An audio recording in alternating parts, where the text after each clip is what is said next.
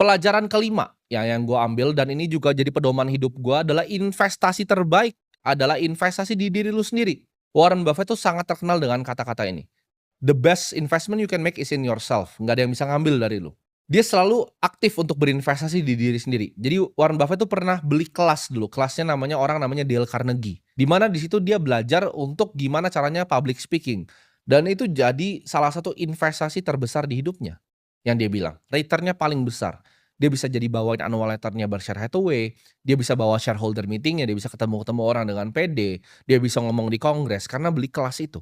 Jadi Warren Buffett itu ketika dia punya uang sedikit, dia belikan buku, dia gemar membaca, setiap hari dia membaca.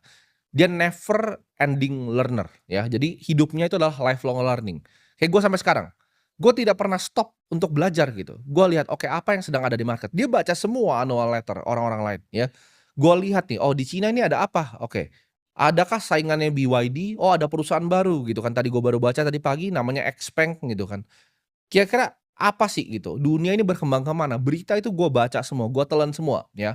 Gue subscribe dari Bloomberg, Wall Street Journal, setiap pagi gue baca semua berita top news-nya. Gue gemar membaca ya, gue selalu belajar, belajar, dan belajar. Jadi investasi terbaik seorang manusia adalah ke dirinya sendiri. Dan itulah yang gue lakukan. Dari gue umur 14 tahun, gue kalau kalian lihat ya, gue bahkan ada satu unit apartemen, itu isinya cuman buku. Buku-buku gue semua gue taruh situ, itu buku gue tuh banyak banget ya. Gue mungkin bawa beberapa buku ya, itu selalu gue baca. Kadang di pesawat pun gue bawa buku, gue belajar, dan gue belajar. Jadi skill investasinya itu gue hone terus. Jadi gue play yang namanya iterated games. Di mana suatu itu kita bisa pelajari terus gitu.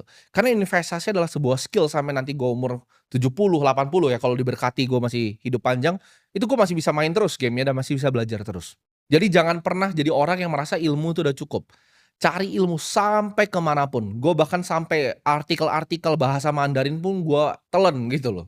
Karena gue pengen tahu dunia itu ke depan jadi seperti apa.